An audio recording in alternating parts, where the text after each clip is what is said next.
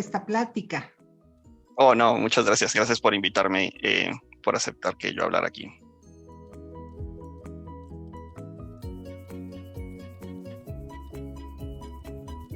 Le agradecemos a Luis Jorge Sánchez Saldaña del Departamento de Matemáticas de la Facultad de Ciencias de la UNAM por aceptar nuestra invitación para dar una plática en este seminario.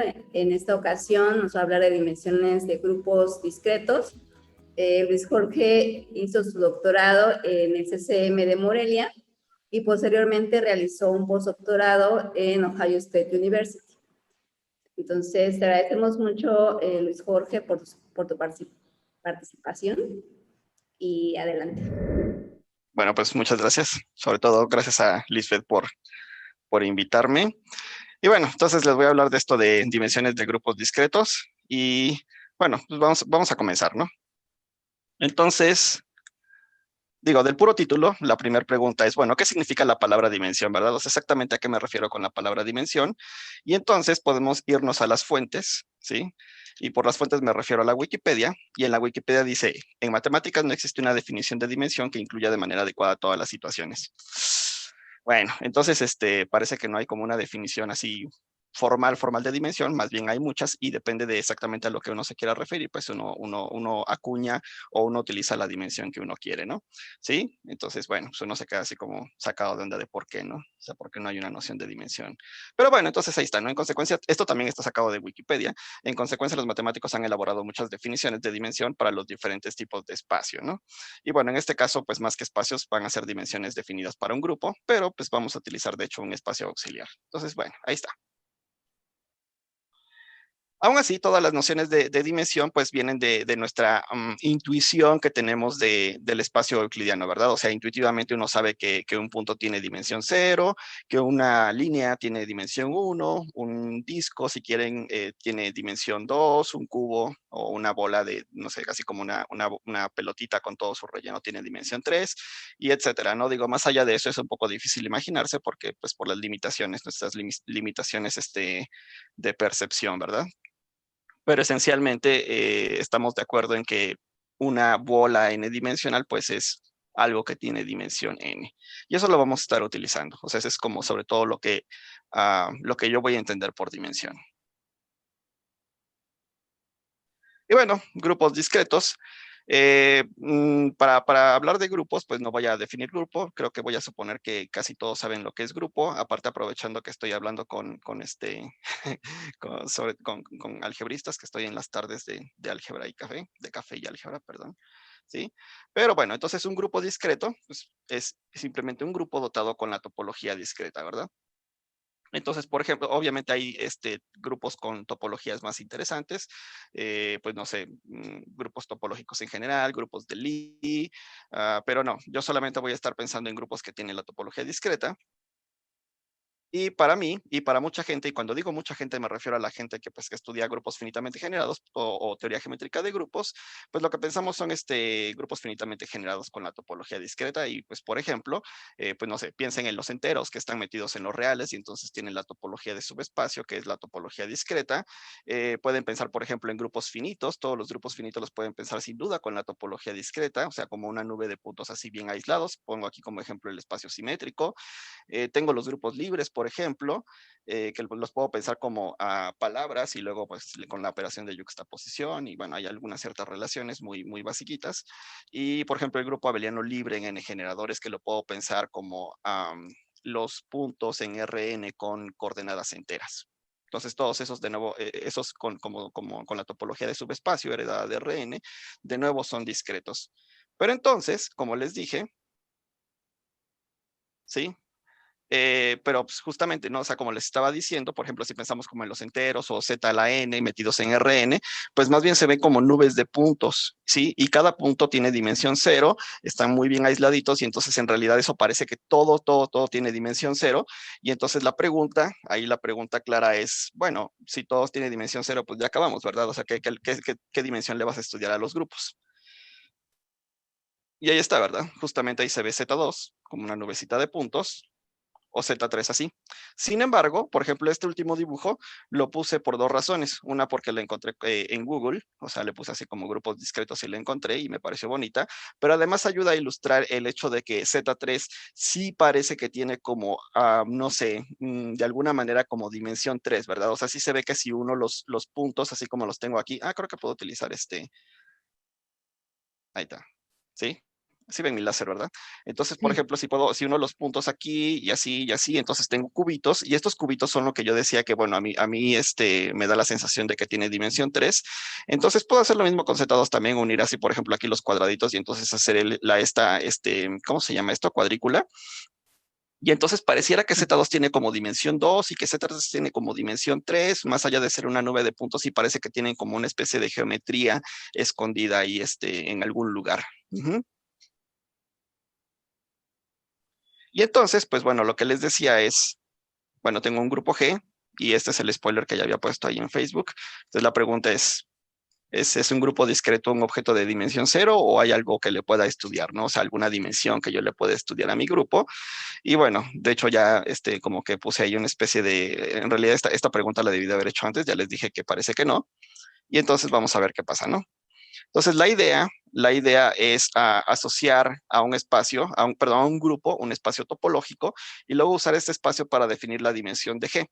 Entonces, la manera de asociarlo, ahorita la voy a explicar, pero es muy parecido a lo que sucede con lo que ya había explicado en las diapositivas anteriores, ¿verdad? O sea, tengo Z2 y a Z2 le asocio justamente, ¿no? Pues le asocio esta representación, porque en realidad Z2 en principio lo podía pensar como un objeto algebraico en abstracto, pero le puedo asociar esta retícula y luego puedo en realidad asociarle como todo, ¿no? Completito el plano, que sería un espacio justamente R2, ese es un espacio topológico, y estamos de acuerdo justamente por la noción intuitiva de dimensión que di, que R2 pues sin duda es algo que tiene dimensión 2. Entonces voy a pensar, por ejemplo, en este caso concreto que Z2 tiene dimensión 2, ¿sí? Y este ejemplo sirve porque pues no sé, o sea, yo creo que todo lo podemos visualizar, pero en general la pregunta es, bueno, dado un grupo cualquiera, o sea, si yo les digo así como un grupo libre o les digo el Bounce Like Solitar o algún grupo así como súper exótico, el producto libre de dos cosas, lo que sea, bueno, ¿a qué espacio le vas a asociar, no? O sea, ¿cómo te lo vas a imaginar? Y entonces, ¿cómo calculo, cómo defino la dimensión en primer lugar? Ujú. Así que, bueno, tengo una idea 2.0 y mi idea 2.0 es asociar a un grupo G un objeto algebraico y usar la longitud, lo que sea que eso quiera decir, de este objeto, para definir la dimensión de G. Y entonces, bueno, si ustedes alguna vez han estudiado cohomología de grupos, más o menos estarán pensando a lo que me refiero, y a lo que me refiero en el fondo es a resoluciones proyectivas, ¿verdad? Y bueno, la cosa es que hay muchas nociones de dimensión para grupo y yo solamente me voy a enfocar en dos de estas dimensiones y generalizaciones en realidad de estas dos dimensiones, que son lo que se conocen como la dimensión cohomológica y la dimensión geométrica de un grupo. Pero como dije, hay varias nociones en realidad que se estudian de dimensión para un grupo. Dos que me vienen a la cabeza ahorita, por ejemplo, son la dimensión cohomológica virtual para grupos que son virtualmente libres de torsión. Y por ejemplo, también está la dimensión asintótica que estudia la gente que pues utiliza estas cosas de geometría gruesa y al infinito y así de este estilo. ¿Alguna pregunta hasta ahorita? Adelante. Va, va. Bueno, entonces, ahora sí voy a hablar, como les dije, a cada grupo les voy a asociar un espacio y este espacio, el que le voy a asociar a cada grupo es lo que se le conoce como espacio clasificante. Y esto se define como sigue. Entonces aquí es donde ya me voy a empezar a poner un poco técnico y pues un complejo CWX es un espacio clasificante para el grupo G. O sea, aquí estoy pensando, no lo dije propiamente, pero estoy fijando un grupo, ¿verdad? O sea, digo G un grupo y entonces para ese grupo un espacio CW, un complejo CW, y si en caso de que, bueno, de que no esté como claro que es un complejo CW, piénsenlo como un espacio así como de este estilo, que está ensamblado utilizando discos, primero puntos y luego esos puntos les pego aristas y luego esas aristas les pego triángulos o discos y así me puedo seguir pegando como discos o triángulos tetraedros o cómo se llaman estos simplejos de dimensión arbitraria, ¿verdad? Entonces construyo un espacio así y entonces un espacio de este estilo, digo que es un espacio clasificante que voy a denotar como eje si G actúa libremente, la noción usual de acción, nada más que aquí mis acciones siempre las voy a estar pensando continuas y es porque esencialmente porque, bueno, pues yo creo que mi formación es como topólogo, entonces para mí todas las funciones son continuas, salvo que diga lo contrario. Y además que X es contraíble. Entonces, no voy a dar como mucha motivación acerca de por qué uno pide exactamente esas condiciones para este espacio, para que sea como algo naturalmente asociado a un grupo, pero lo que sucede es que, bueno, este tipo de espacios, dado un grupo G, siempre existe un modelo para el espacio clasificante, y además cualesquiera dos modelos son geomotópicamente equivalentes.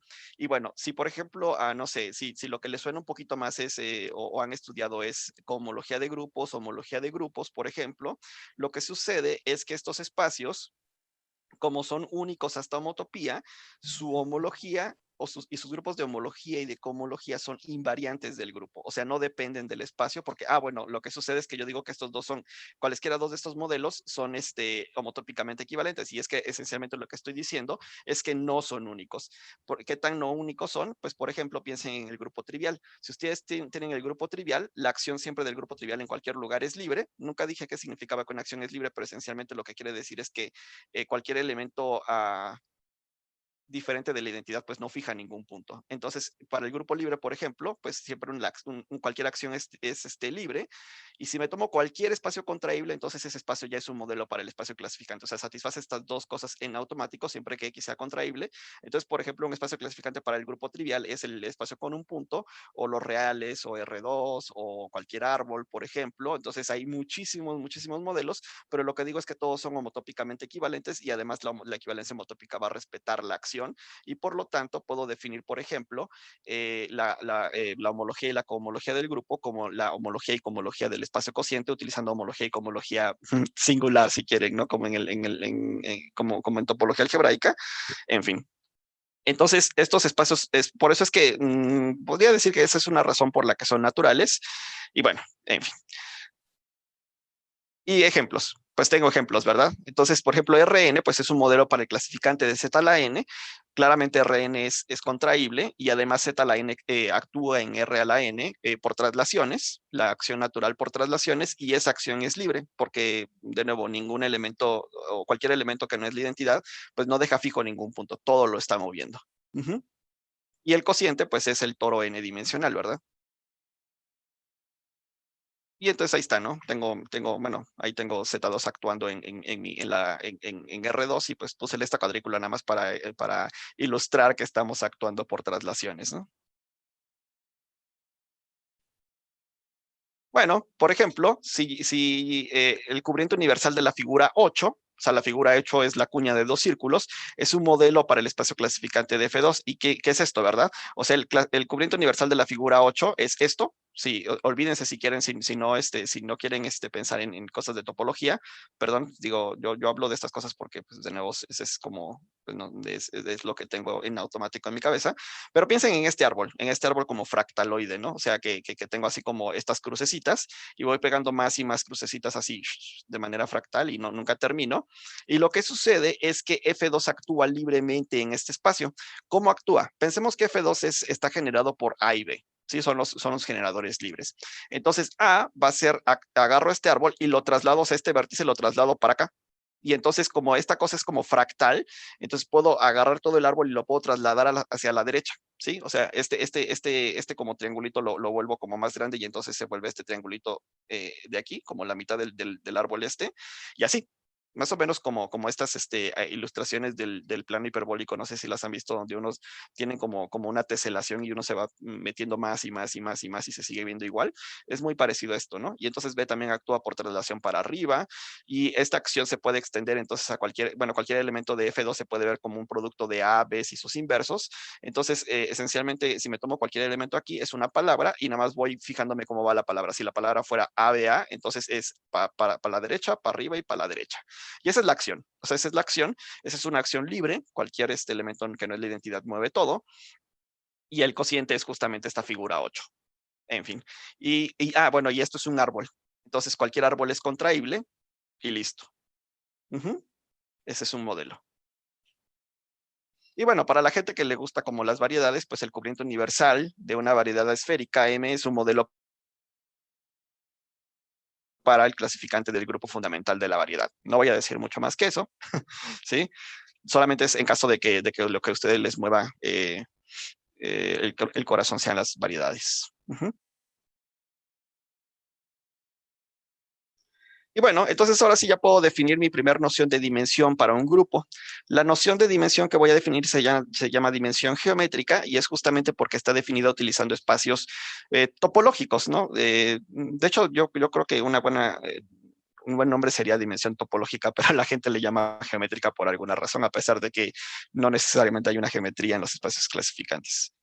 Pero bueno, entonces la dimensión geométrica de G denotada por G de G, ya saben, dimensión geométrica, pero al revés, porque así nos gusta, es el mínimo n tal que G admite un modelo para eje de dimensión n. O sea, sí, dado un grupo G existen muchos modelos para el espacio clasificante, pero me fijo en el de dimensión más pequeña y la dimensión esa es la dimensión geométrica del grupo. Entonces, creo que mi ejemplo cero debería de ser el grupo trivial. Si tengo el grupo trivial, les dije que el espacio de un punto es un espacio clasificante, eso tiene dimensión cero y pues listo. O sea, no puede haber dimensiones negativas porque no hay espacios de dimensión negativa. O por cierto, no, creo que no les dije, ¿no? O sea, si yo tengo un complejo CW, o sea, como por ejemplo el espacio clasificante, ¿cuál es la dimensión de ese complejo CW? Pues me fijo en la célula o en el triangulito, en el disco de dimensión más grande que utilicé para construirlo, esa es la dimensión. Simplemente es el disco más grande que yo pegué y esa es la dimensión. Si no hay ninguna cota en eso, pues la dimensión es infinita. Pero bueno, entonces, por ejemplo, si yo tengo, va de nuevo, el grupo trivial, un espacio clasificante les dije que era algo de dimensión, un punto que es de dimensión cero, entonces el grupo trivial tiene dimensión cero. ¿Sí? Ese debería haber sido mi primer ejemplo, pero no lo puse.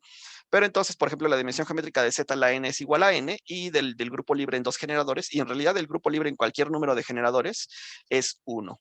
¿Sí? Esencialmente porque ya les dije, ¿no?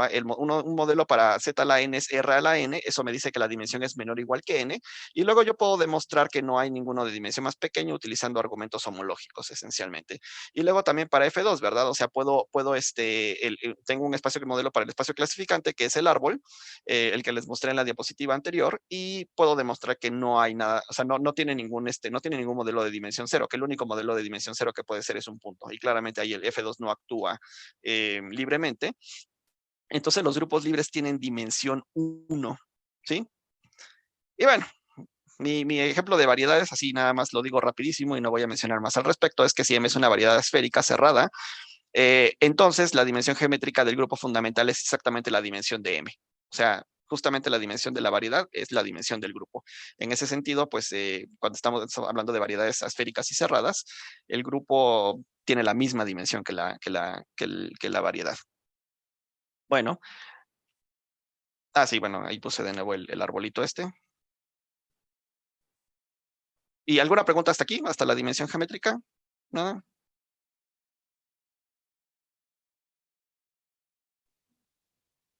Todo bien. ¿Todo bien? Vale. Y entonces, bueno, ahora puedo hablar bueno, más bien voy a hablar, puedo y voy a hablar, ¿no? Puedo y voy a hablar de resoluciones proyectivas para definir la dimensión algebraica, no, la dimensión comológica, sí, iba a decir algebraica, no, la dimensión comológica. Y el asunto es como sigue. Bueno, yo creo que aquí como hay muchos algebristas, entonces muchos más o menos saben de qué se trata este asunto de la álgebra homológica, pero lo voy a mencionar así, ¿no? Pensemos en Gmod, la categoría de G-módulos, ¿sí? O sea, G-módulos así, los de toda la vida. Y pensemos en el G-módulo trivial Z. ¿Qué quiere decir esto? Tenemos los enteros y G actúa trivialmente en ese grupo abeliano. Y entonces una resolución proyectiva de C de longitud n es una asociación exacta de la forma, así, o sea, comienzo en 0, luego Z, luego P0, luego P1, así hasta Pn, y aquí tengo un 0. A esto me refiero cuando digo que tiene longitud n, es que aquí se detiene la resolución. Y no lo puse, se me olvidó ponerlo, pero es una resolución proyectiva, es algo así, donde cada uno de los PIs son proyectivos, son módulos, G módulos proyectivos. Entonces, esa es una resolución proyectiva.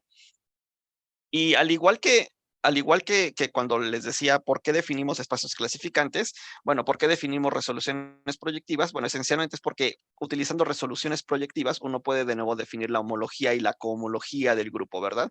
Y son los mismos grupos. O sea, si estos grupos los defino utilizando espacio clasificante o resoluciones proyectivas, son exactamente los mismos invariantes. Y bueno, no sé si eso sea una buena motivación o no, pero es una, ¿no? Y entonces me puedo fijar, puedo definir así ya de plano la dimensión cosmológica y como la mínima, o sea, la longitud, me fijo en de nuevo, las resoluciones proyectivas no son únicas, siempre existen, no son únicas, y entonces me fijo en la de longitud más pequeña, ¿sí? Si esta longitud es finita, pues bueno, listo. Si no hay ninguna de longitud finita, entonces les digo que la longitud más pequeña es infinita. Y a esa longitud más pequeña para una resolución proyectiva digo que es la dimensión cosmológica del grupo. ¿Sí? Entonces, pues tengo más o menos, en realidad tengo los mismos ejemplos de hace rato, bueno, perdón, tengo antes esto, ¿no? Equivalentemente, la dimensión cosmológica es el entero n más grande tal que la cohomología del grupo, va de nuevo, como quieran definirla, eh, es no cero para algún G módulo, ¿sí? Entonces, es justamente, por eso es que se llama dimensión cosmológica, ¿no? Es la cosmología más alta que pueda aparecer para el grupo, ¿no? O sea, no trivial que pueda aparecer para el grupo.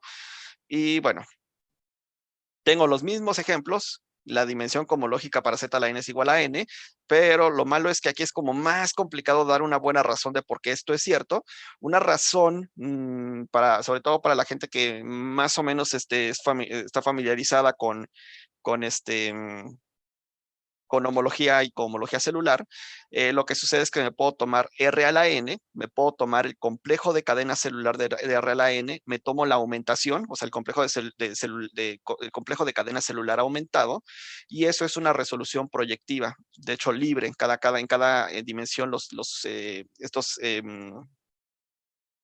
estos módulos de cadenas, ¿cómo se le llaman? Grupos de cadenas, ya ni me acuerdo, son libres y entonces, pues listo, ahí me da una resolución de longitud n y lo mismo sucede con F2. Ahora, decir por qué no puede haber algo más pequeño, pues es justamente por esto de aquí, ¿verdad? Lo que sucede es que la homología n, por ejemplo, del toro es no trivial, entonces eso me dice que no puede haber nada de ninguna resolución de longitud menor que n, y lo mismo con F2. En fin, la cosa es que uno puede demostrar que esas dimensiones son una para uno es n y para la otra, para F2 es 1.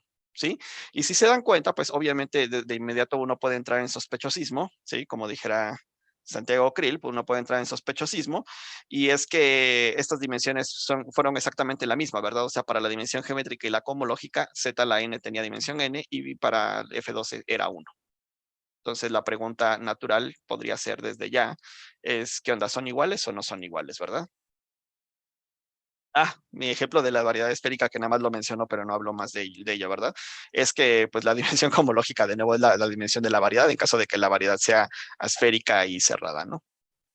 Obviamente para G el grupo fundamental, la variedad. Y bueno, hay una cosa muy curiosa que pasa con estas dimensiones. Y es una cosa curiosa que en realidad no es tan padre. Y es que si G tiene torsión, por torsión me refiero a que tiene al menos un elemento de orden finito, ¿sí? Entonces en automática esas dos dimensiones son infinitas. Y pues la verdad es que eso no está tan bien. O sea, no está tan padre porque muchos de los grupos que a uno se le aparecen, por ejemplo, si uno viene del mundo del álgebra, sobre todo no sé, del mundo del álgebra de grupos finitos, o si viene del mundo de los grupos finitos, creo que se escucha mejor. En automático aquí la gente que le interesan los grupos finitos, pues ya, ¿no? O sea, quita la videollamada y se va a hacer otra cosa, porque este invariante no es interesante para grupos que tienen torsión.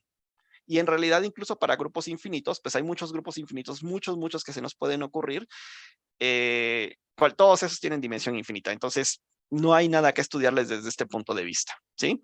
Y la forma de demostrar esto, en realidad, cuando uno está estudiando a cohomología de grupos, esto es muy fácil de ver.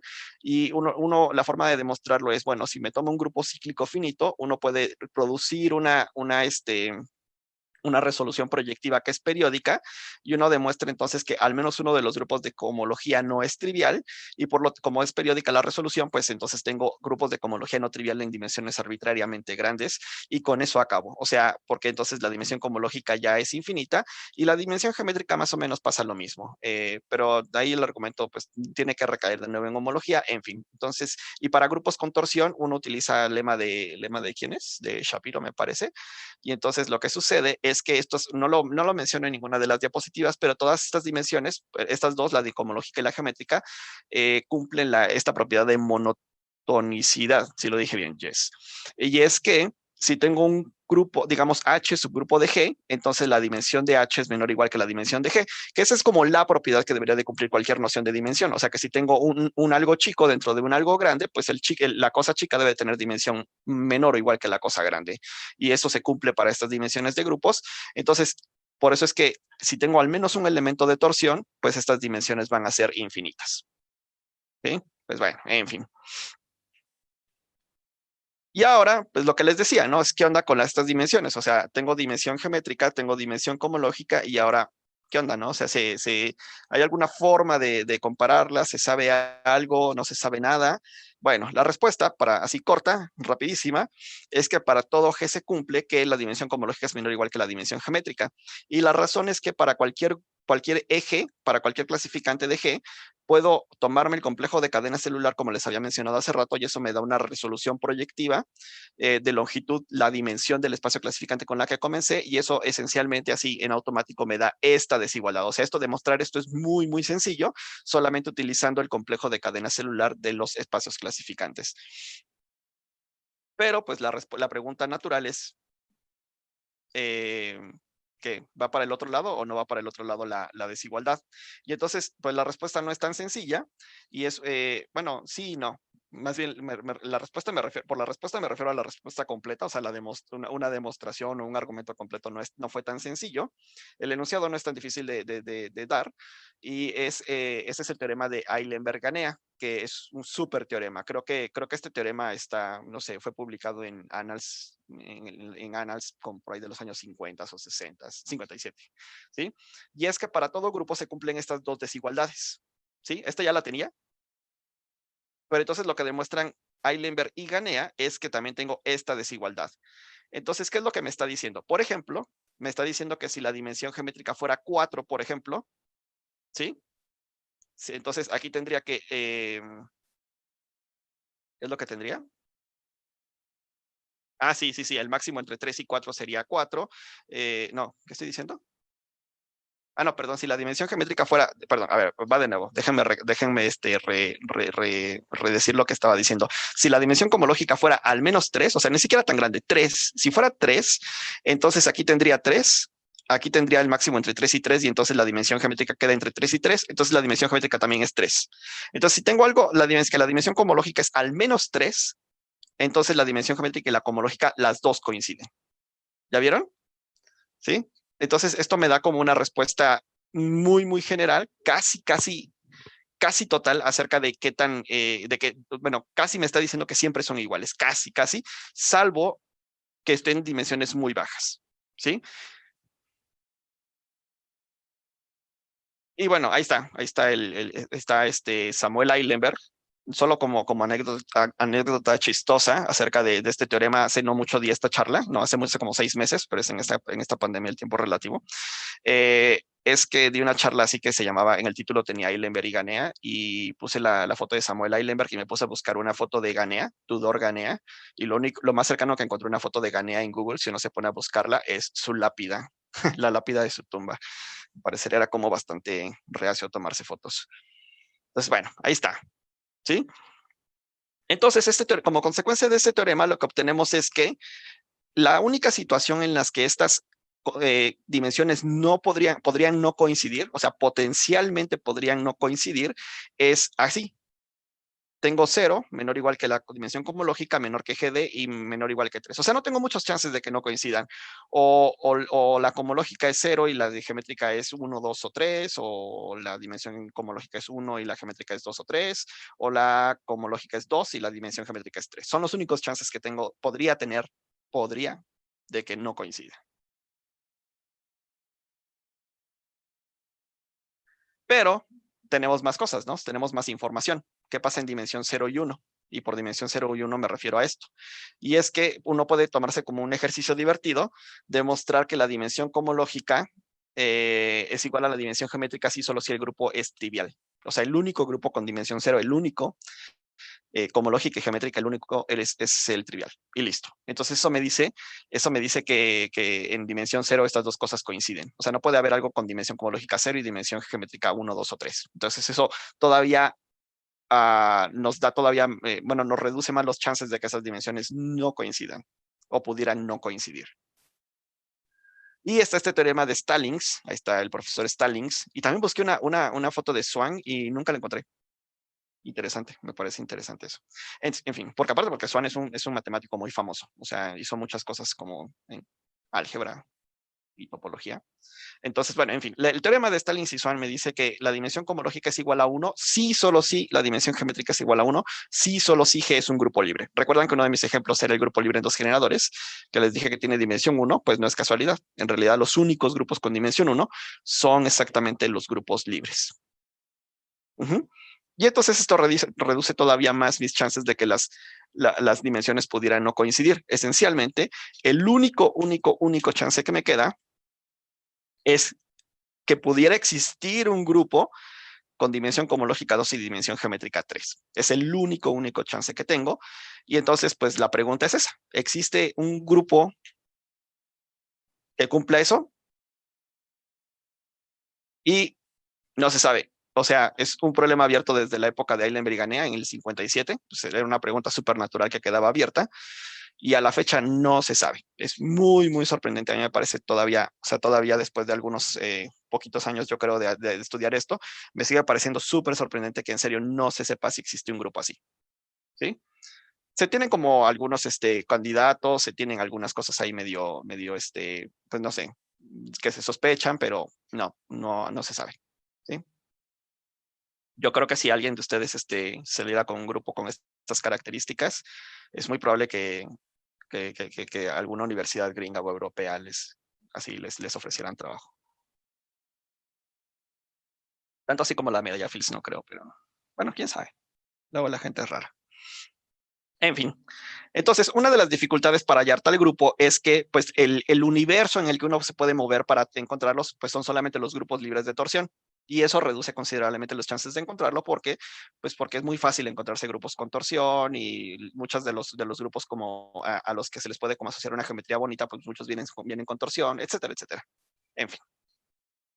Entonces, una alternativa, bueno, esto suena raro, no supe bien cómo, ahora me suena raro, cuando lo escribí creo que no tanto, y es una alternativa es dar nociones de dimensión para grupos con torsión, o sea, que evadir esto a que los grupos con torsión tengan dimensión infinita, y entonces de ahí viene la generalización, no mi generalización, perdón, no es mía, la generalización que hicieron otras personas de este tipo de dimensiones. Y para hablar de las generalizaciones, hay que hablar de familias de subgrupos, y bueno, si tengo un grupo, una colección de subgrupos que no vacía, aquí me faltó ponerlo, no vacía, digo que es una familia si es cerrada bajo tomar subgrupos y es cerrada bajo conjugación. Por ejemplo, tengo la familia trivial, obviamente cerrada bajo tomar subgrupos, o sea, la familia que solamente contiene el grupo trivial, solamente un elemento del subgrupo trivial, es obviamente cerrada bajo conjugación, bajo tomar subgrupos. Finitos, si tomo un grupo finito y me tomo un subgrupo, de nuevo es finito. Si me tomo un grupo finito, un subgrupo finito de G, lo conjugo, sigue siendo finito, entonces esto también. Y luego tengo la familia de grupos virtualmente cíclicos. Creo que no voy a hablar mucho de esto porque ya me estoy quedando un poco corto de tiempo, pero pues son grupos, es la familia de subgrupos que contienen algún subgrupo cíclico de índice finito, que en particular contiene tanto a la familia de finitos como a la trivial. Cada una es más grande que la anterior. Y bueno, pues tengo una noción de espacios clasificantes para familias y la definición es parecida, aunque pues bueno, si tengo un grupo G, un modelo para el espacio clasificante es un complejo CW donde G actúa y además todas las isotropías viven en la familia F y todos los conjuntos de puntos fijos, X a la H es el conjunto de todos los puntos que quedan fijos bajo la acción de H, ¿sí? Y digo que estos son contraíbles. Entonces, por ejemplo, como en cualquier familia tiene que estar el subgrupo trivial, pues, por ejemplo, en particular me dice que X tiene que ser contraíble. Y, por ejemplo, si la familia es la trivial, uno puede verificar fácilmente que entonces uno obtiene la definición de espacio clasificante que les di al principio. Entonces, todas estas nociones generalizan a las anteriores siempre que uno considera la familia trivial, que solamente contiene el subgrupo trivial. Y bueno, tengo de nuevo el mismo resultado, siempre existen modelos para FG y cualesquiera dos son homotópicamente equivalentes. Lo mismo. Y tengo ejemplos. Y mis ejemplos son como generalizaciones de lo que tenía antes. Rn es un modelo para F in G, o sea, para el espacio clasificante, cuando G es un grupo N cristalográfico. Un grupo N cristalográfico esencialmente es una extensión finita de Z a la N. Eso no es tan cierto, no todas las extensiones finitas son, pero esencialmente son subgrupos que se parecen mucho a la Z a la N, pero que además pueden tener torsión y que actúan pues compactamente en Rn, en fin. Son muy parecidos a Z a la N, por eso es que puse este ejemplo. Y pues, por ejemplo, si G es el grupo, bueno, esto ya es más técnico, ¿no? Es como para la gente que más o menos entiende o que está como familiarizada con teoría de Basser. El grupo fundamental de una gráfica de grupos es un grupo de grupos finitos, perdón, su clasificante para Efin es pues el árbol de Basser, que es en realidad una generalización de los grupos libres. Y esta generalización son grupos que sí pueden, de hecho, usualmente tienen torsión, casi siempre tienen torsión, en realidad. Pero son generalizaciones o bueno, no son muy parecidos a los grupos libres y bueno, en fin. Y si G es un grupo finito, entonces el espacio que tiene un solo punto es un modelo para F in G. O sea, para cualquier subgrupo, para cualquier grupo finito, uno puede verificar que el espacio con un punto satisface la definición de espacio clasificante y entonces ya tenemos que los grupos finitos todos tienen dimensión cero. ¿Ya vieron? Entonces ahora sí ya como que parece que corregí, ¿verdad? Parece que corregí este problema con los grupos finitos o grupos con torsión.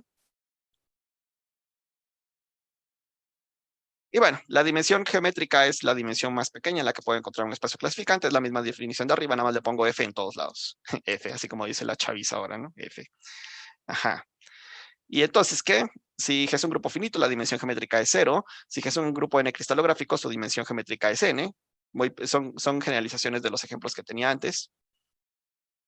Y ahora, para definir la dimensión cosmológica en este contexto de familias, lo que puedo hacer es, bueno, más bien lo que voy a hacer es lo siguiente. A ver, para definir la dimensión cosmológica, yo lo que hacía es, agarraba mi grupo y me paraba sobre la categoría de G módulos, que es una categoría abeliana con suficientes proyectivos, y esencialmente eso lo que me dice es que puedo hacer álgebra homológica en esa categoría, el álgebra homológica de toda la vida, ¿sí? Entonces, ahora lo que voy a hacer es, si tengo una familia y tengo si tengo un grupo y tengo una familia de subgrupos, me voy a parar sobre una cierta categoría abeliana, y esta categoría abeliana va a resultar que también tiene suficientes proyectivos. Y entonces también ahí puedo hacer el mismo jueguito de la álgebra homológica, igualita, o sea, resoluciones proyectivas y todo ese asunto. Y entonces las definiciones van a ser exactamente las mismas, pero ahora en esta nueva categoría abeliana que voy a definir a continuación. Y nuevamente lo que va a suceder es que en el caso particular de que yo tenga la familia trivial, la categoría abeliana que voy a definir a continuación de nuevo es la de G módulos, y entonces mi definición se va ¿cómo se dice esto? Va a ser la que ya tenía antes, ¿sí? O sea, se va a reducir, ¿cómo se dice? Reducir a la definición anterior. Entonces, para esto primero tengo que hablar de la categoría de órbitas, y resulta que la categoría de órbitas es una categoría que como objetos tiene estos cocientes, G entre H, como G es un grupo, es un espacio discreto, pues G entre H también es un espacio discreto, y entonces este es un G espacio. O sea, G actúa aquí por traslación izquierda, así como en los cursos básicos de teoría de grupos, actúa por traslación izquierda, y de hecho es una acción que respeta la topología, es una acción continua porque porque la topología es discreta. Y bueno, son estos espacios con H en F, nada más con H en la familia. Entonces, en caso de que tenga la familia trivial, nada más tengo G entre 1. Por ejemplo, en mi categoría solamente tendría mi categoría un objeto. Y como morfismos, pues tengo las G funciones G equivariantes de una a otra órbita, si es que existiera alguna, bueno, para las que existan y así, ¿no? O sea, para las que existan este tipo de flechas, porque no para cualesquiera dos órbitas va a existir una flecha de este estilo. Pero en fin, de ahí tengo una categoría con todas las de la ley, ¿sí? Y entonces lo que resulta es que, bueno, y nada más por decir, si la familia fuera trivial, pues tendría nada más las flechas de G entre 1 a G entre 1, y es fácil ver que ese conjunto de morfismos de G entre 1 y G entre 1 está en correspondencia natural con los elementos del grupo, y entonces, pues bueno, en el caso de la familia trivial tengo una categoría con un punto, y los morfismos son el grupo, esencialmente. Sí, es lo que dije aquí en el ejemplo. Y tengo OFG módulos, es bueno, un OFG módulo es un funtor contravariante que va de esta categoría de órbitas a la categoría de grupos abelianos. Y entonces, pues me puedo formar la categoría, bueno, defino morfismos como transformaciones naturales y me puedo tomar la categoría de morfismos de la categoría de órbitas a la categoría de grupos abelianos. Eso es una categoría abeliana prácticamente por definición, o sea, porque caen, es una categoría de funtores donde el codominio es una categoría abeliana, entonces se jala uno la estructura y en automático entonces la categoría de OFG módulos es una categoría abeliana, así en automático. No he dicho que es una categoría abeliana, por cierto, pero eh, pero bueno, ni modo, porque la verdad es que si me pidieran que diera la definición en este momento seguramente colapsaría porque son varias, es una definición muy larga. Pero bueno, es una categoría que se parece mucho a la categoría de módulos, de G módulos o de grupos abelianos. Entonces, bueno, pues un módulo o un FG módulo, donde F es la familia trivial, pues es un G módulo derecho esencialmente. O sea, porque pues lo que tengo es un módulo en esta categoría, es un funtor de la categoría que tiene un solo objeto, le asigno un grupo abeliano y luego cada uno de estos morfismos pues corresponde a un elemento de G, entonces G está actuando en este grupo abeliano al que lo mando, es un G módulo, resumidas cuentas. Y entonces pues la categoría esta de módulos es la categoría de G módulos derechos, que de hecho es isomorfa, ojalá que no diga mentiras, isomorfa la de G módulos izquierdos, entonces bueno, no importa. Pero es esa, la categoría de G módulos. Y entonces puedo jugar, como les dije, puedo jugar al juego de la álgebra homológica y entonces puedo aquí definir de nuevo, ¿no? O sea, pienso ahora en el OFG módulo trivial ZF, o sea, es el constante, donde todos los objetos en esta categoría los mando al módulo Z y todos los morfismos los mando a la identidad y ahora a ese le construyo todas sus posibles resoluciones proyectivas, me fijo en la de longitud más corta y eso es lo que, así es como defino la dimensión cosmológica. ¿Sí? Ahora pues son las mismas definiciones. El problema es que estas categorías son como bastante más salvajes, incluso para grupos. Luego la dimensión cosmológica podría no ser tan fácil de calcular, pero entonces en este contexto podría ser todavía incluso más complicado calcular la dimensión cosmológica para grupos así como, no sé, si alguien de pronto en la calle se les atraviesa y les da un grupo en la mano y así calculame la dimensión cosmológica respecto de la familia tal, podría uno meterse en problemas, ¿no? Pero bueno, pero las definiciones son esencialmente las mismas. Y entonces la pregunta es, ¿qué onda con estas dimensiones? Y la respuesta es la misma de hace rato. De nuevo tengo la dimensión cosmológica menor o igual que la dimensión geométrica y la demostración esencialmente es la misma con las definiciones adecuadas de lo que digo ahí. Y lo que demuestra Wolfgang Luke con su alumno Meintrup, no me acuerdo cómo se llama, Meintrup, David, no sé, Wolfgang Luke y Meintrup demuestran en el 2000 un teorema de Eilenberg-Ganea para familias. O sea, tienen exactamente el mismo enunciado, pero así, tal cual, ¿sí? Y entonces, pues, estas dimensiones casi son iguales. Y en dimensión 0 y 1 tengo resultados parecidos. El ejercicio, de nuevo, es que la dimensión cosmológica es igual a la dimensión geométrica, sí, solo si el grupo pertenece a la familia. O sea, ya no que el grupo sea trivial, que en el caso de la familia trivial esto se reduce al teorema, bueno, al ejercicio que les dije hace rato, pero por ejemplo, hace rato les dije que si F fuera la familia de finitos, pues la dimensión cosmológica, sí, perdón, y G es finito, entonces la dimensión cosmológica es cero. Entonces, en realidad, por ejemplo, para la familia de finitos, un grupo va a tener dimensión cosmológica cero, sí, solo si el grupo es finito. En fin. Y luego tenemos algunos teoremas, si F es la familia de subgrupos finitos. Aquí puse la familia de subgrupos, pero no puse finitos. Aquí me refiero a la familia de subgrupos finitos o a la familia de subgrupos virtualmente cíclicos y G es numerable. Entonces, las dimensiones cosmológicas y geométricas pues son iguales, o sea, siempre son iguales. Pero para esas dos familias en particular, o sea, la verdad es que esas dos familias son como bien particulares, pero para una familia en general, que uno puede conseguirse como hay muchas familias, esto no se sabe si es cierto en general, por ejemplo, ¿no? O sea, no sé, sí, sí, entonces esto nada más es para estas dos familias, dimensión 0 y 1. Y entonces tenemos el mismo problema de Eilenberg-Ganea y aquí sí, aquí no nada más es que esta fuera 2 y esta fuera 1, sino que además podría suceder algo así de este estilo, ¿no? O sea, existe algún grupo que satisface esta desigualdad, bueno, estas tres desigualdades. Y la respuesta es sí, o sea, sí se sabe. Y eso es como muy sorprendente. O sea, eso es muy sorprendente porque por ejemplo, para la familia de grupos finitos, sí hay ejemplos de grupos que tienen dimensión cosmológica 2 y dimensión geométrica 3 respecto de la familia de subgrupos finitos. Y como les decía, ahí la cosa es que justamente ahora sí uno ya puede buscar en un universo más amplio, ¿verdad? O sea, uno puede fijarse en grupos, o sea, uno ya tiene a la mano muchos grupos que tienen torsión, y por eso es que es como más fácil, ¿no? De hecho, los ejemplos, bueno, ahorita más al ratito hablo de ello, ¿no? Pero entonces la cosa es que sí se sabe. Por eso es que pongo así Michael Scott así todo feliz y sorprendido, ¿verdad? O sea, es muy, muy sorprendente que en este contexto como generalizado sí haya tales ejemplos, pero en el contexto clásico, o sea, el problema clásico ese sigue siendo así un absoluto misterio, ¿no? ¿Alguna pregunta? ¿Algún comentario hasta aquí?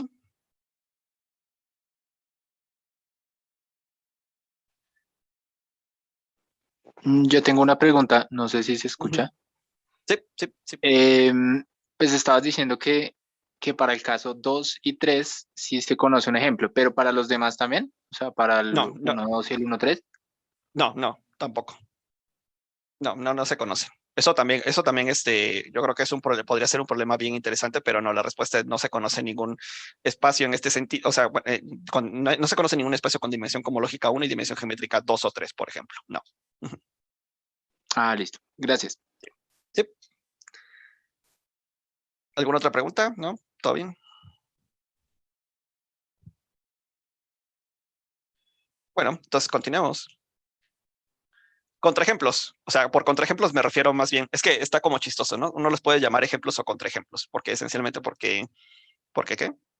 Pues porque la pregunta está como chistosa, ¿no? O sea, no es así como, no es una sí, ¿no? O sí. Bueno, no sé. Yo a veces les llamo ejemplos y a veces contraejemplos, no importa.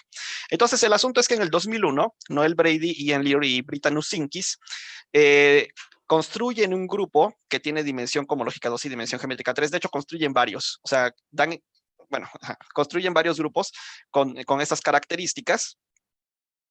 Y luego, en el 2014, 13 años después, Martin Flug y Ian Leary, el mismo Leary de arriba, ¿sí? Demuestran que de hecho existen varios grupos, de manera que para la familia de virtualmente cíclicos, de la cual no hablé mucho, también tiene dimensión cosmológica 2 y dimensión geométrica 3, y en realidad estos ejemplos, los ejemplos de Fluke y Leary, son un subconjunto de los ejemplos de Brady, Leary y Nusinkis, ¿sí? Entonces, bueno, antes de hablar más de los contraejemplos, pues como estoy hablando del tipo de resultados que se conocen en este asunto, la verdad es que no hay muchos, eso también es como interesante, ¿no? O sea, no hay tantísimos, ¿no? O sea, aparte del artículo de Brady, Leary, Nusinkis, de Fluke y Leary, los otros ejemplos, pues, son míos, ¿sí? Entonces, este es mi teorema. Bueno, no es cierto, este no es tal cual mi teorema, pero más bien una de las cosas que yo demostré es que existen también grupos con dimensión cosmológica 2 y dimensión geométrica 3 si F es o la familia de finitos, y además construyo ejemplos adicionales a los de Brady, Leary y Nusinkis, o sea, construyo más ejemplos que los que ellos construyeron. Para la de virtualmente cíclicos también son más, yo construyo ejemplos adicionales a los que habían construido Fluke y Leary, y también para la familia de grupos virtualmente abelianos de rango acotado, o sea, se pueden tomar la familia, se toman un N, en los naturales fijo 10 si quieren, por ejemplo, y entonces F sub 10 es la familia de todos los subgrupos que contienen un subgrupo abeliano de rango a lo más 10 de índice finito. En fin. También para todas estas familias, si se dan cuenta, los ejemplos anteriores solamente aplicaban para 2 familias, y yo doy ejemplos para esta colección infinita de familias, y también para Fn, la familia de subgrupos virtualmente, ¿eso no es la misma de arriba? Sí. Lo que quería decir aquí, probablemente aquí lo que quería decir era otra colección infinita de familias que se llama la familia de subgrupos virtualmente policeta de rango acotado, y otras familias más. O sea, construyo como para muchas familias, y la verdad es que mis ejemplos en algún sentido no son tan originales como los de Brady, Leary y Nusinkis, que yo los construyeron de ceros. Yo lo que hago para construir mis ejemplos, que no sé si, creo que ya no me da mucho chance de hablar de la construcción tal cual, yo lo que hago es tomar los ejemplos de Brady, Leary y Nusinkis, y a partir de esos, los utilizo como bloques constructores y construyo más ejemplos. Por ejemplo, pueden pensar en los ejemplos de Brady, Linus, Sinkis. Si se toman 2 de esos ejemplos y hacen el producto libre o un producto amalgamado a través de un subgrupo finito, ese vuelve a ser un ejemplo de Brady, Linus, Sinkis que ellos no habían mencionado en su artículo, ¿no? Y yo hago ese ejemplo de hacer el producto amalgamado, lo hago como mucho más general en el contexto bueno, gráficas de grupos y teoría de Basser y bueno, en fin. Pero ese es lo que yo hice en uno de mis artículos que salió publicado. De hecho, le puse aquí 2019 porque creo que todavía no había salido publicado cuando la última vez que di esta charla, pero ya está publicado y salió con fecha del año pasado en los proceedings de la American Mathematical Society. Entonces, ahí está. ¿Sí? Y bueno, todavía tenemos 5 minutos. No sé, por cierto, ¿cuánto tiempo me queda? Yo digo que tengo 5 minutos, pero no sé. Sí, adelante. Ah, ok. ¿Me sigo? Pero más o menos, ¿cuánto tiempo tengo, Lisbeth? Bueno, yo creo que empezamos a las 3:06, ¿no? Entonces,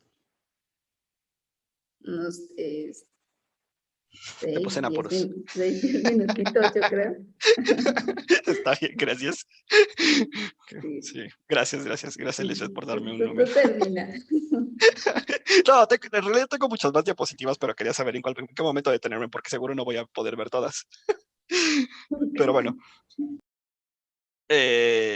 Entonces, ¿cómo son los ejemplos de Brady, Leary y Nusinkis? Lo que pasa es que los ejemplos de Brady, Leary y Nusinkis son lo que se conocen como grupos de Coxeter de ángulo recto, o en inglés, esas son las siglas en inglés, Right Angle Coxeter Groups. Entonces, para construir estos grupos, la cosa es más o menos sencilla, y es que se toman una gráfica simplicial, o sea, hace vértices y pegan aristas, y pegan triángulos, y pegan tetraedros, y bla, bla, bla, bla. Y entonces, con esa información, solamente con la gráfica simplicial pueden definir un grupo, y el grupo va como sigue. Lo dan como una presentación, generadores y relaciones, y los generadores son los vértices de la gráfica. Imponen las relaciones de que todos los generadores tienen orden 2, y entonces en automático estos grupos de hecho tienen torsión. Y además, 2 de estos generadores van a conmutar sí, solo sí. Los 2 están unidos por una arista en esta gráfica simplicial. Dije, bueno, en fin, en esa gráfica simplicial. Entonces, ahí está. Y esta es una presentación con todas las de la ley. Va de nuevo, tengo generadores de orden 2 y algunos conmutan. No todos, pero algunos. O bueno, podrían ser todos si es que la gráfica es una gráfica completa. Y entonces, el teorema de Brady, Leary y Nusinkis es que estos grupos así tan particulares es que si delta es el complejo bandera de gamma, o sea, lo que pasa es que yo les dije, bueno, tómense una gráfica simplicial, y creo que les dije una mentira, ¿no? Nada más una gráfica simplicial son vértices y aristas, y ya. Y luego lo que pasa es que, ¿qué es esto del complejo bandera? Se toman esta gráfica, y si hay un triangulito en la gráfica, pum, pegan el triángulo. O sea, si hay un triangulito con las aristas, pegan el triángulo, así, lo rellenan esencialmente. Si se encuentran un tetraedro, pegan el simplejo de dimensión 3, o sea, rellenan ese hueco, y en general siempre que encuentren una subgráfica completa, lo que le llaman un clic, con n vértices, pues pegan un n menos un simplejo ahí adentro, ¿verdad? Entonces, si delta es de dimensión 2, o sea, esencialmente no tienen tetraedros ni ningún clic de rango más alto, o sea, los clics, los más grandes tienen 3 vértices, y además este complejo que es de dimensión 2 es acíclico y no se encaja en ningún complejo contraíble de dimensión 2, bueno, esa es una condición ahí topológica. Entonces, lo que demuestran Brady, Leary y Nusinkis es que estos grupos en automático tienen dimensión geométrica 2 y dimensión, cohomológica 2 y dimensión geométrica 3 para la familia de finitos. Y la verdad es que la demostración es muy bonita porque, bueno, la gente que, al menos Tero, que él sabe mucho mejor esas cosas de grupos de Coxeter, los grupos de Coxeter son grupos que vienen con una geometría muy bonita ya así como desde el principio, ¿verdad? Y el asunto es que uno puede construir como espacios muy bonitos en los que los grupos de Coxeter actúan y, en fin. Entonces, estos espacios, esencialmente lo que sucede es que ayudan a demostrar o dan espacios clasificantes de dimensión 3, pero la cohomología en realidad se queda en dimensión 2. O sea, es una cosa como nada más de explorar bien la geometría que ya se conoce desde hace mucho de estos grupos de Coxeter y listo. Entonces, esos son los ejemplos. Y de verdad que la demostración no es tan súper larga ni tan súper complicada. El problema nada más es como entender bien el espacio con el que uno trabaja al momento de usar estos grupos de Coxeter de ángulo recto. De hecho, en el artículo de Brady Leary y los 5 dicen una frase muy chistosa. Lo que dicen es lo siguiente. Lo que pasa es que en el 2001, esto de las dimensiones para familias, la verdad es que surgió prácticamente con este artículo, porque ellos lo que dicen es, bueno, es que estos grupos ya se sabía que tenían una especie de dimensión 2 y dimensión cosmológica 2 y dimensión geométrica 3, pero no respecto de la noción usual de dimensión, sino que más o menos parecía. Y entonces lo que ellos dicen es, bueno, es que encontramos una pregunta para la respuesta. O sea, esta respuesta ya existía, y ellos lo que hicieron fue formular bien la pregunta para que esta respuesta respondiera a la pregunta. En fin, es una cosa chistosa lo que dicen ahí en su artículo. Y luego Fluke y Leary dice, bueno, si además estos mismos grupos, si además no contienen ningún subgrupo isomorfo a Z2, entonces también la dimensión para virtualmente cíclico es 2 y la dimensión para la cohomológica es 2 y la geométrica es 3. O sea, son los mismos ejemplos, nada más que tienen que imponer esta condición de que no haya un Z2 ahí metido. Y también la demostración, la verdad es que es muy bonita y también es muy geométrica en realidad.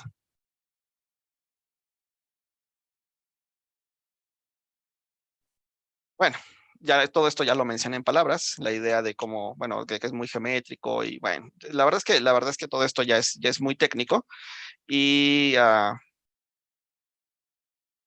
sí, lo que les decía es que la idea para los ejemplos que yo construí es, se toman dos grupos H y K de Fluke y Leary y entonces, por ejemplo, el producto libre de estos dos, pues va a seguir siendo un ejemplo, ahora para la familia de finitos y para la familia de virtualmente cíclicos. Y ese es como el ejemplo bebé, digamos, con el que yo comencé en realidad, de lo que yo me di cuenta. O sea, yo estaba como jugando a los productos libres un día y luego de pronto dije, mira, esto también tiene dimensión 2 y dimensión cosmológica 2 y dimensión geométrica 3. Y entonces me emocioné mucho porque la verdad es que el producto libre es una de las, es como el ejemplo de bebé de algo que se conoce como una gráfica, como el grupo fundamental de una gráfica de grupos. Y entonces lo que hice fue, bueno, voy a construir más gráficas de grupos para calcularles sus grupos fundamentales y demostrar que también tienen dimensión cosmológica 2 y dimensión geométrica 3, y resulta que tuvo éxito. Lo que sí es que en el camino tuve que poner como ciertas hipótesis acerca de estas gráficas de grupos y los grupos fundamentales. Tuve que poner hipótesis porque no era tan automático y en fin, pero aún así queda una construcción bastante general y yo diría que además muy flexible porque utilicé como bloques constructores los grupos de Brady, Leary y Nusinkis, pero la verdad es que si alguien, o sea, un alguien cualquiera llegara con ejemplos así nuevos, así como los de Brady, Leary y Nusinkis, de dimensión cosmológica 2 para finitos y dimensión geométrica 3 para finitos, pueden meter esos ejemplos a la máquina que yo hice y obtienen más y más ejemplos. O sea, lo que yo hice fue esencialmente una máquina que si ustedes la alimentan con un ejemplo, les produce así muchos y muchos y muchos. Y bueno, aquí como que la verdad es que esbozo cómo demostrarlo, pero yo creo que aquí me voy a detener. O sea, yo creo que sí, aquí me voy a detener porque más o menos digo como la idea geométrica, pero creo que ya no, definitivamente ya no me da tiempo. Listo. Muchas gracias. Muchas gracias. ¿Tienen preguntas para Luis Jorge?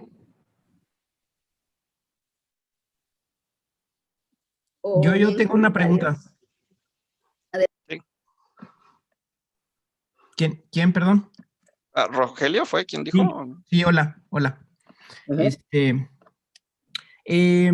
Las condiciones que le impones a la familia que usas para generalizar los conceptos es que sea cerrada bajo conjugados y ¿cuál otra condición? Tomar subgrupos. Solamente tomar subgrupos, solo esas dos condiciones. Sí. ¿Y cómo se encontraron esas condiciones? O sea, ¿cómo se llegó a que la familia tenía que cumplir eso para hacer sí. Lo que sucede es que estas definiciones, bueno, sobre todo provienen bueno, es una historia larga en realidad. Lo que sucede es que la definición de espacio clasificante está diseñada para que solamente exista uno hasta geomotopía. O sea, el eje, un grupo donde el grupo actúa libremente y el espacio es contraíble. Entonces, eso de la condición de que sea contraíble, la verdad es que está hecho justamente para que haya unicidad hasta geomotopía. Entonces, si tú te tomas ahora espacios en donde el grupo actúe con isotropía en la familia, entonces la pregunta es cuáles son las condiciones que yo debería de imponer para que también haya unicidad hasta geomotopía. Y las condiciones son esto de que los conjuntos de puntos fijos sean contraíbles. Y lo que sucede entonces es que lo menos que uno debe de pedir para eso es que pues los grupos de isotropía estén que la familia pueda verse como los grupos de isotropía de algún espacio topológico. Y los grupos de isotropía de un espacio topológico son invariantes bajo conjugación, porque si este punto tiene grupo de isotropía H, entonces el trasladado por G, el grupo de isotropía es el conjugado por el elemento por el que trasladaste. Y si te tomas cualquier subgrupo, bueno, no es cierto. Sí, bueno, si te tomas cualquier subgrupo, en realidad no es un grupo de isotropía tal cual, pero siempre va a fijar algo en el espacio. Eso es como lo importante. Entonces, de ahí vienen, o sea, más bien las condiciones vienen de cómo se comportan los grupos y subgrupos de grupos de isotropía en un G espacio. Ok, y esas condiciones ya son suficientes para hacer todas las construcciones, incluyendo la categoría esta de, no me acuerdo cómo le llamas. De órbitas. La de órbitas. O FG módulos y todo eso, sí. Uh-huh. Sí. Pero por lo que veo, las familias más usadas son las de subgrupos finitos y las de virtualmente cíclicos. Sí. O sea, ¿no se han estudiado otras familias? Sí se han estudiado otras familias. De hecho, mira, lo que pasa es que estas familias son las más estudiadas porque esencialmente esto de espacios clasificantes respecto de familias, en realidad surgió de una cosa de dos cosas que se llaman la conjetura de Farrell-Jones y de Baum-Cohn, que son dos conjeturas en topología geométrica, lo que le llaman. O sea, para la gente que estudia variedades y sus invariantes y todo eso, están estas dos conjeturas y en estas conjeturas aparecen espacios clasificantes y nunca antes habían aparecido. O sea, la definición se diseñó para que estos espacios calcularan o su homología calculará grupos de teoría K y teoría L, lo que sea que eso quiera decir. Pero entonces, por eso es que esas dos familias son como las más interesantes, porque la de finitos aparece en Baum-Cohn y la de virtualmente cíclicos en Farrell-Jones. Pero luego la gente sí se puso a estudiar otras familias. Por ejemplo, la de virtualmente abelianos y la de virtualmente policetas que yo mencioné ahí como muy rápido en lo que yo demostré o en los ejemplos que yo construí. Esos también ya se han estudiado. O sea, yo no fui el primero que las estuvo como estudiando. Sí hay más literatura acerca de otras familias. Ok, muchas gracias. ¿Alguna pregunta más para Luis? Sí, una pregunta. Sí. Adelante.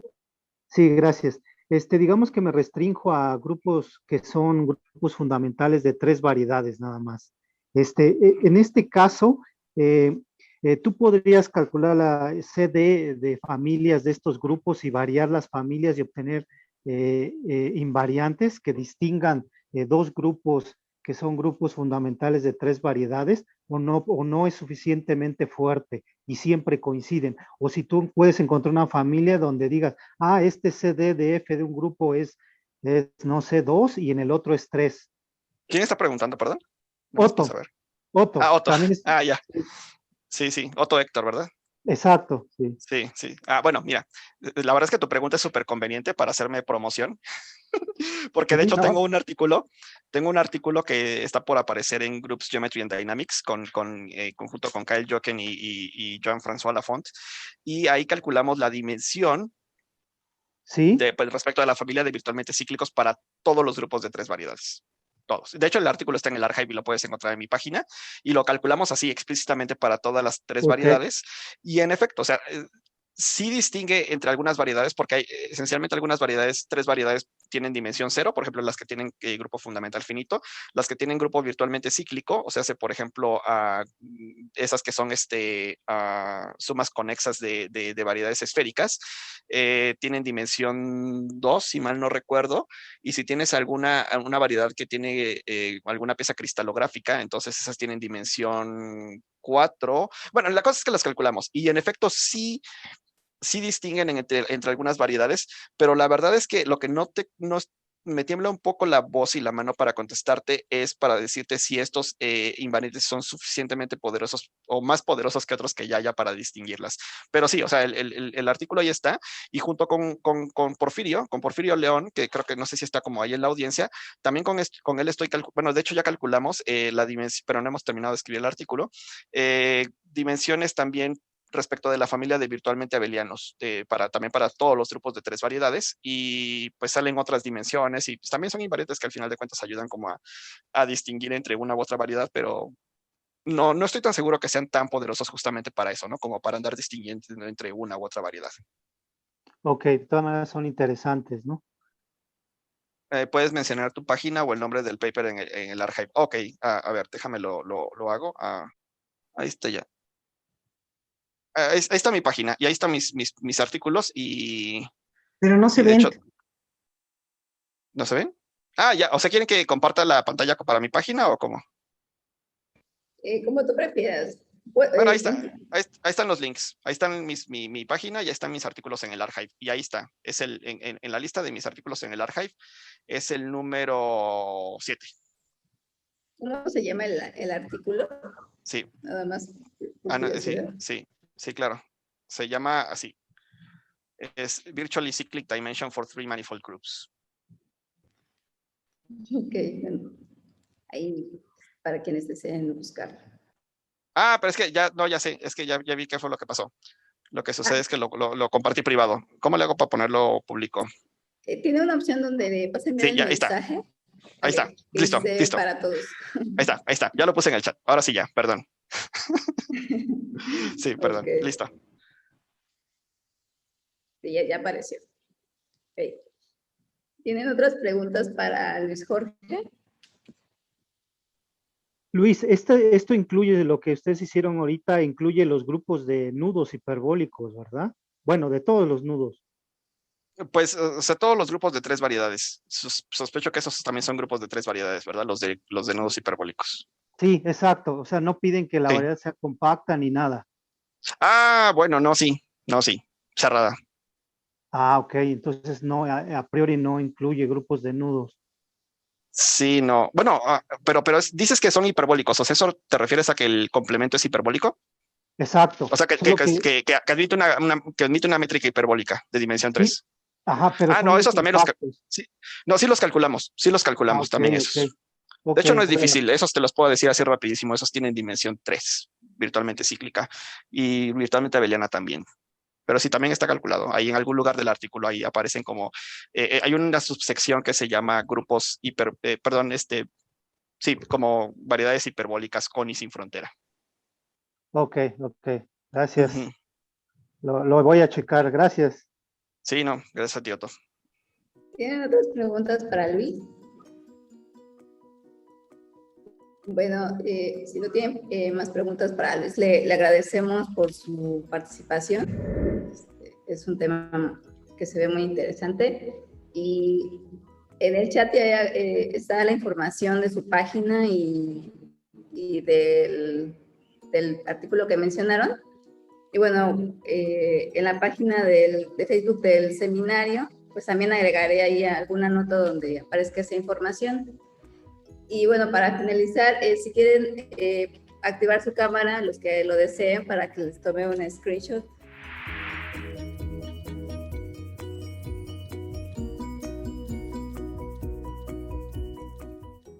Ok, bueno, entonces, algunos ya se tuvieron que retirar, pero también les agradecemos que se hayan podido conectar.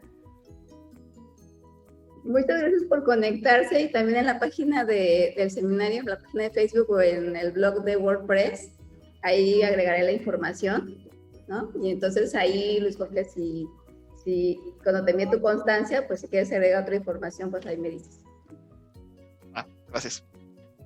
Y muchas gracias por participar. Muchísimas gracias. A Luis Gracias. le gusta hacer Gracias. también muchos videos en YouTube. Tiene unos de curso de topología algebraica o algo así, ¿no? Sí, ya estoy despegando como youtuber. Muchas gracias a todos. Gracias por conectarse. Gracias a ti, Lisa, también. Gracias. Jorge. Gracias a todos, gracias. Hasta luego. Luego, saludos a Winnie. Y Ah, también sí, a gracias. Ahí les digo. Winnie es la perrita salchicha de Luis Jorge. Sí. Hasta luego. Por ahí anda, gracias. Hasta luego. Bye. Bye bye.